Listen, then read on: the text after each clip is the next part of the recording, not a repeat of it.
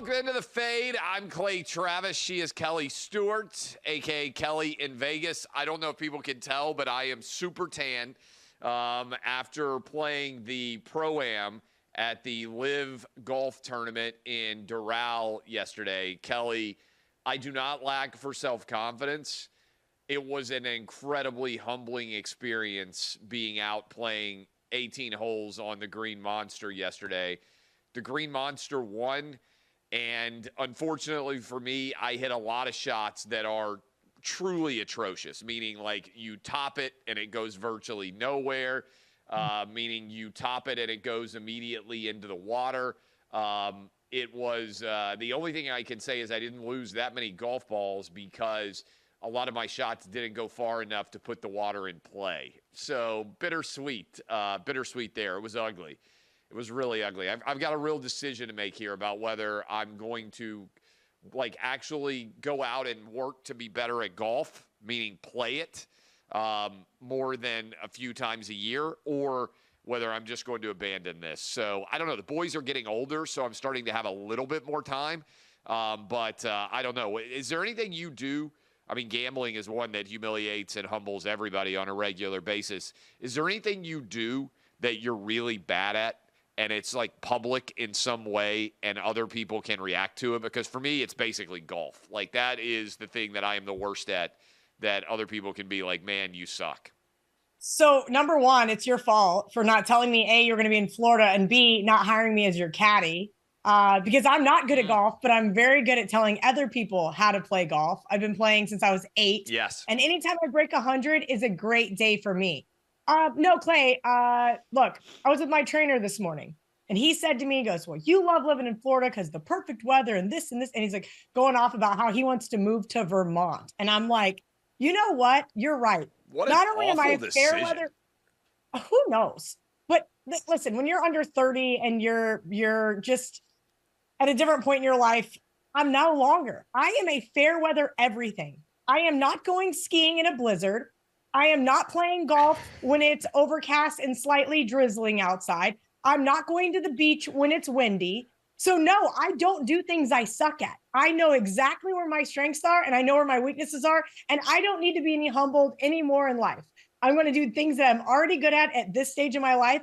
I don't need to try new things. I don't need to be reminded of the lack of athletic prowess that I do not have. Do you have a male trainer? I do. All right. So what is your boyfriend's response on the male trainer angle? Does he have a female trainer? I bet the answer is no. No. So Braden was actually his trainer and he's like, all right, you're going to start working out with Braden, because I think he thinks that I respond better to males, whether it's from a coaching aspect or any other aspect in life. And he's probably not wrong. My female trainer was a good friend of mine from college when I first moved down here. And he's like, she can't get you to do anything you don't want to do. Like this morning I walked out and he was like, all right, we're doing squats. And I was like, no, we're not. And he's like, we sat around and BS for about 5 minutes. He's like, all right, get on the squat rack. A female trainer might've let that slide. All right. Speaking of slide, you have got a lot of money outstanding on Florida. We're going to dive into the Florida Auburn game, the Houston Duke game.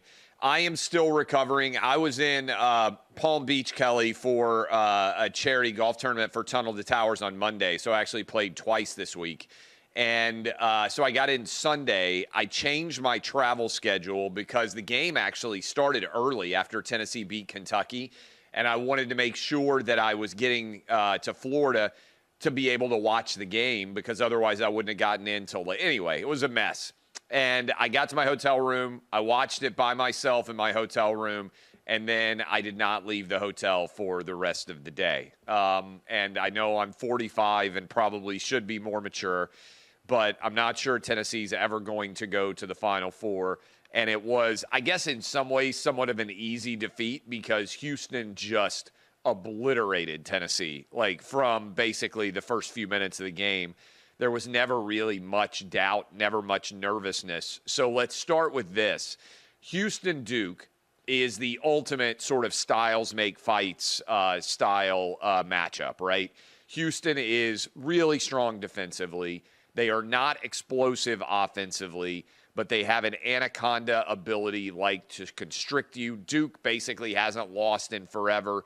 Houston hasn't lost in forever. How do you see that side of the bracket? Duke, by the way, if you're just looking at futures, a little bit better than 50-50 to win the overall tournament. So basically we're at, do you take Duke or the field level futures ticket betting?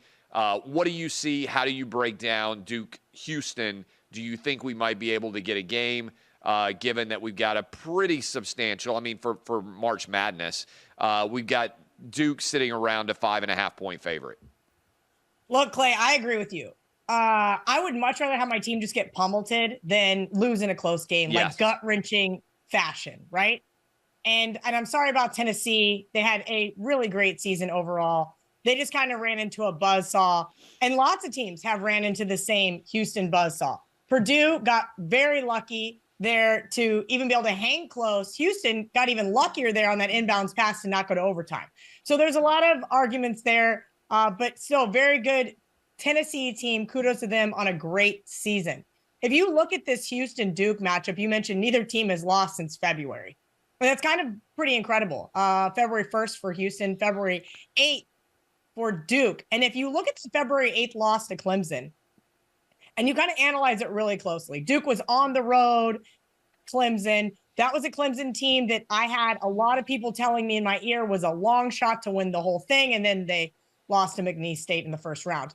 But what that Clemson team was able to do is similar to what we're going to be able to see Houston do. They had that really slow adjusted tempo. This is a team that doesn't turn the ball over. This is a team that makes their free throws. This is a team that traditionally doesn't beat themselves. Well, they did in that McNeese game, but they gave Duke all they could handle, and they played that game in the 70s.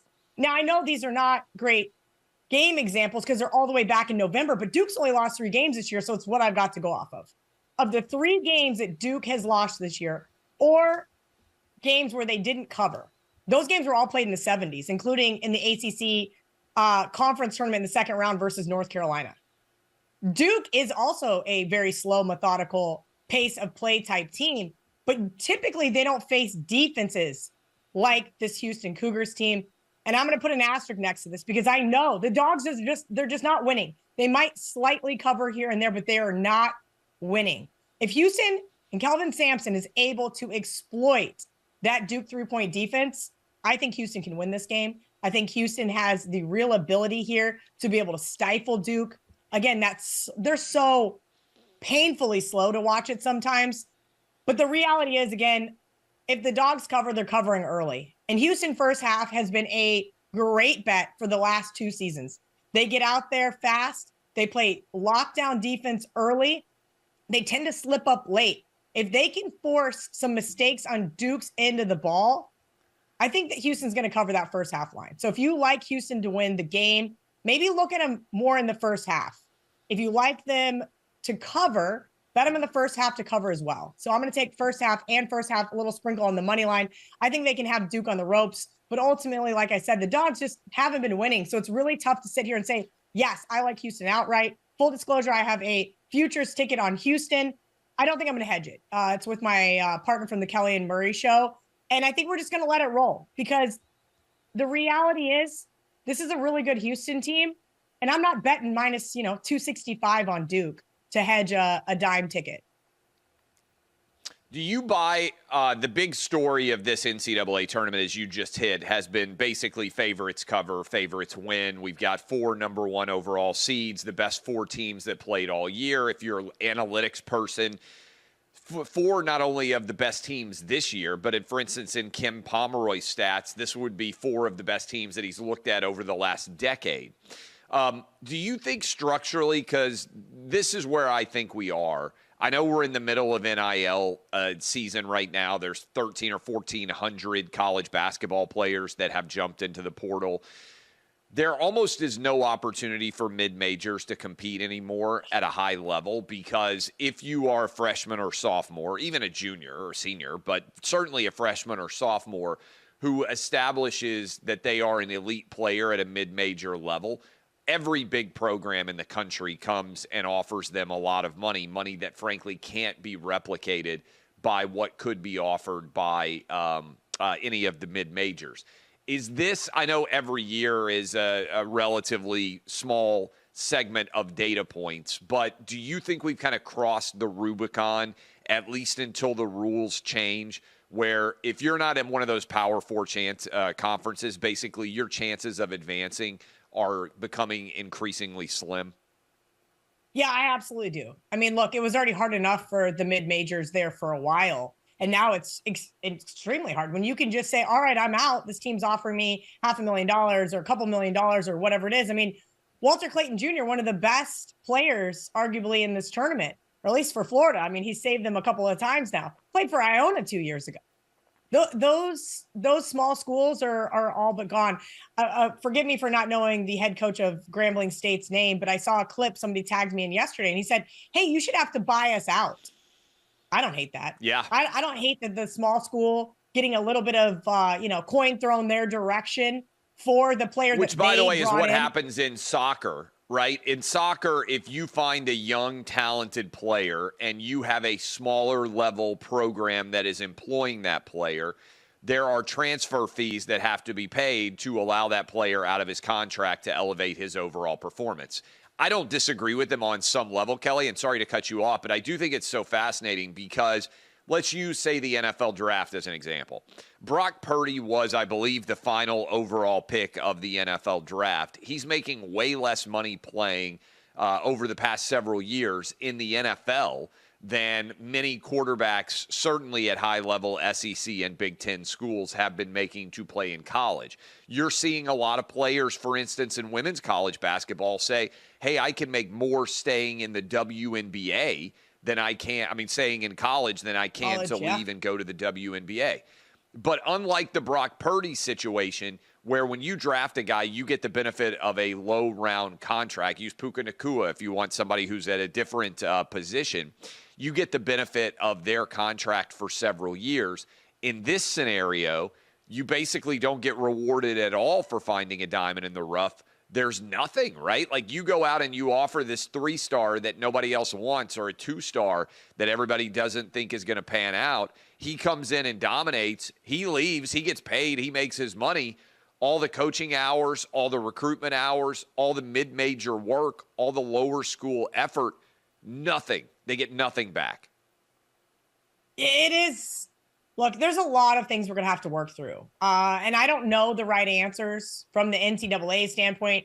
I would hate to be a college coach right now or even an athletic director. Trying to navigate through some of this stuff is going to be rather interesting. I think we're going to see a lot of teams be able to buy national championships over the next few years. And that's where the cream's going to rise to the top. I mean, we'll see what the next week unfolds, how many more kids enter the portal.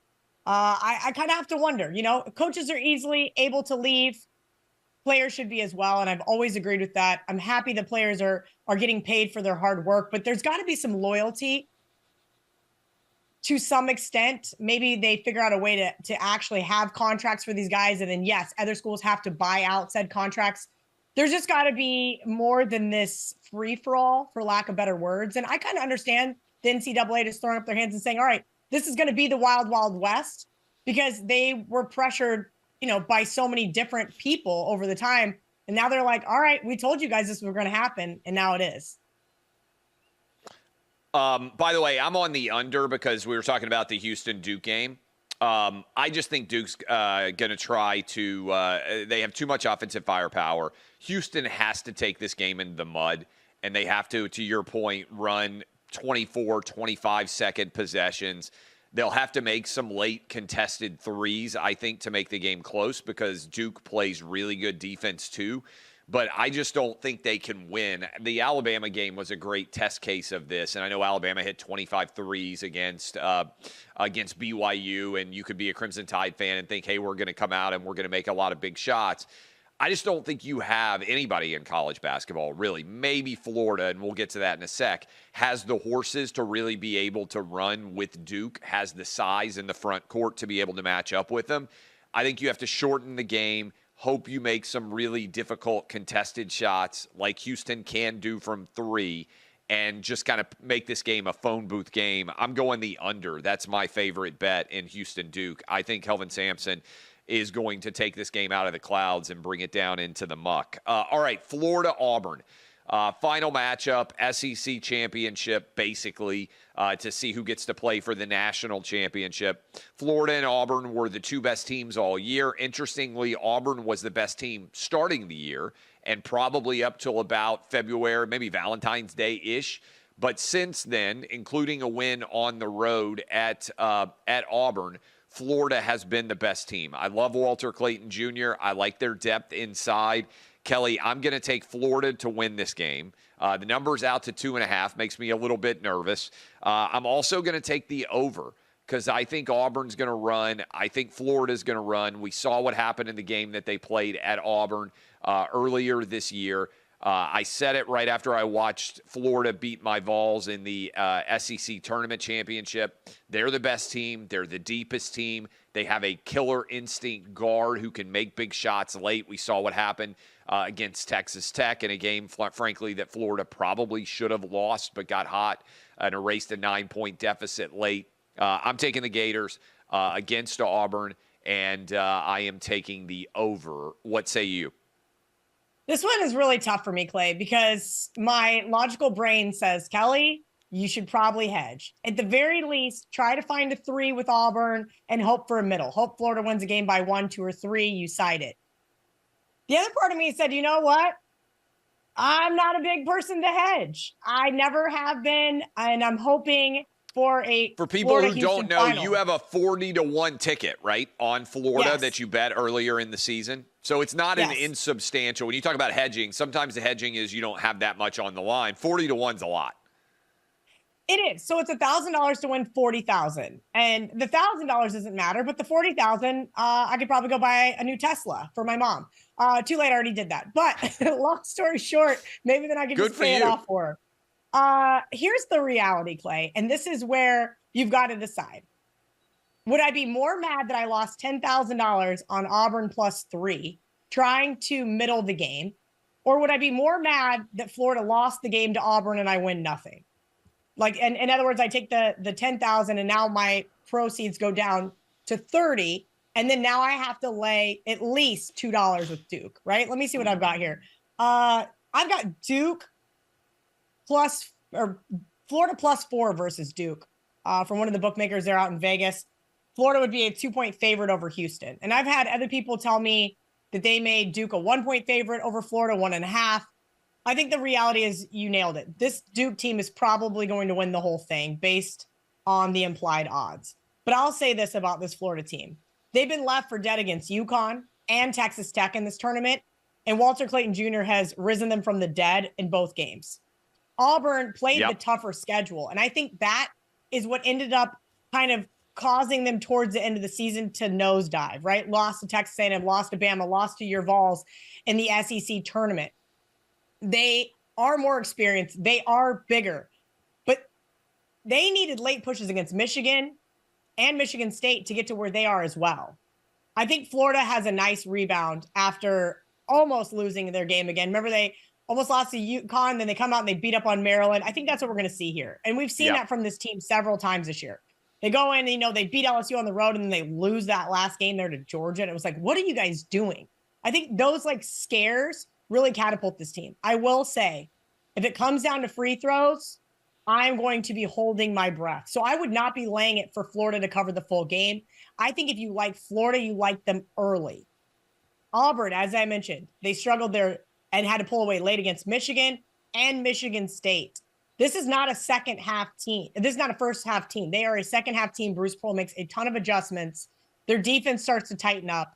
So I think if you like Auburn, you bet them for the full game. I think if you like Florida, you bet them for the first half. All right, hypothetical matchups. You kind of hit on this. We've got what I'm looking at right now. Duke would be around a 6.5-point favorite over Auburn-ish, what I'm looking at. Auburn would be nearly a dead heat with Houston. Houston a point and a half favorite in that matchup if the double dogs won in the Final Four. Florida, to your point, around a 1.5 or a 2-point favorite over Houston. So you'd be sitting pretty if Houston could pull off the upset, given your 40-1 ticket. And then what I've got is Duke around a 4-point favorite. You mentioned it just a second ago, over Florida if both favorites win. Do you adjust your expectations for the title game on Monday based on what happened Saturday? Or is your valuation – I mean, I know you could have injuries like Janai Broom had the elbow. They now say he's going to be fine. But in general, do you look at this and say, hey, I'm going to allow Saturday's performance to dictate to me what the line should be on Monday? Or do you have these teams baked barring significant injury – and you're going to basically play the number that you expect, right? In other words, how much movement do we get? If Duke came out and beat Houston by 30, right, they would be even more prohibitive favorite probably, even though we have 36 games or whatever it is of Duke action to already be validating. I think I'd rather have that. Is that weird? I think I'd rather have Duke blow out Houston and Florida win in a tight game versus Auburn, because that would add an incredible amount of line value. I mean, we're using a 1-game sample size here to say that Duke is now exponentially better. A lot of people would adjust, I guess is what I'm saying, based on what they see, because everybody watches those Saturday games. And you shouldn't. It's no different than the NFL, Clay. Week to week, we see Jacksonville get blown out at home, 31-0. And then the next week they go win on the road. And then everybody's like, how'd that happen? Well, it happens all the time because you can't overreact to what you saw last game. And that is because no team is as bad as you last saw, and they're not as good as you last saw. You mentioned that Alabama game versus Duke. Had Alabama reversed those two games, I think BYU could have beaten Bama how they played against Duke. And I think Alabama could have beaten Duke how they played against BYU. You get hot at the right time and you got to ride the hot hand. At the same token, you got to not overreact. And everybody overreacted to Bama and what they did to BYU. Duke then ultimately shut it down. I think Duke was actually undervalued on that game. If you remember, we spoke about it. 6.5 was way too low, and that's why it got bet up early.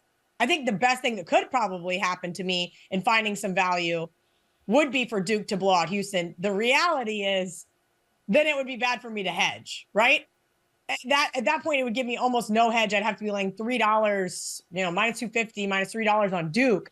That's not a fun spot to be in either. So I'm just going to cheer for Houston to pull off the upset. Hopefully, Florida does not disappoint me. But as of right now, Friday morning, I have not hedged that ticket. We'll see kind of what comes to fruition. You mentioned the Broom injury. I'd like to see the MRI. I don't trust any coaches or any players. Oh, I'm fine. I'm 100%. Okay.